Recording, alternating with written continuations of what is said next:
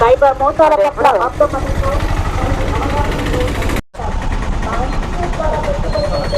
ఆశ పెడతారు, నమ్మగలుగుతారు. ఎవరు ఆఫర్లు అంటూ ఊరికే ఇవ్వరు. డబ్బులు ఎవరికి ఊరికే రావు. ప్రజలారా, ఈ విధమైన సైబర్ మోసానికి మీరు గురై సైబర్ సురక్ష మన భద్రత మన బాధ్యత అని చెప్పి ఒక ప్రోగ్రాం అనంతపురం జిల్లా పోలీస్ తరపు నుంచి లాంచ్ చేయడం జరిగింది. ఒక సైబర్ సేఫ్ అనంతపురం క్రియేట్ చేయాలనే ఇంటెన్షన్తో పాటు ఈ గత కొన్ని సంవత్సరాల నుంచి సైబర్ నేరాలు ఎక్కువ జరుగుతుండడం వల్ల దాన్ని మల్టిపుల్ వేస్లో మనము అవాయిడ్ చేయొచ్చు. దాంట్లో మోస్ట్ ఇంపార్టెంట్గా చూసినట్టయితే సైబర్ నేరాల పట్ల అవగాహన అనేది ఇంపార్టెంట్.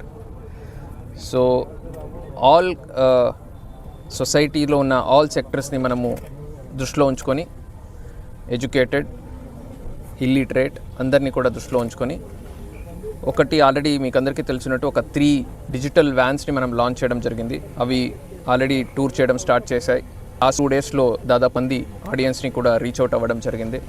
దీంతో పాటుగా అందరూ వచ్చి ఆ వీడియో కంటెంట్ చూడలేరు కాబట్టి మనము జిల్లా మొత్తానికి ఈరోజు ఆడియో ప్రీ రికార్డెడ్ ఆడియోతో ఆటోస్ ద్వారా లాంచ్ చేయడం జరిగింది. దీంట్లో 70 ఆటోస్ జిల్లా మొత్తానికి 70 ఆటోస్ ఈరోజు లాంచ్ అవుతున్నాయి. సో దాంట్లో టౌన్ సంబంధించి 16 ఆటోల్ని మనము ఇక్కడి నుంచి లాంచ్ చేస్తున్నాము. దీంట్లో సైబర్ నేరాల పట్ల మనం ఎలాగా జాగ్రత్తగా ఉండాలి, మనం తీసుకోవాల్సిన సేఫ్టీ ప్రికాషన్స్ ఏంటేంటి, దానికి సంబంధించి ఒక ఆడియో మనం రికార్డ్ చేసి ప్లే చేయడం జరుగుతుంది.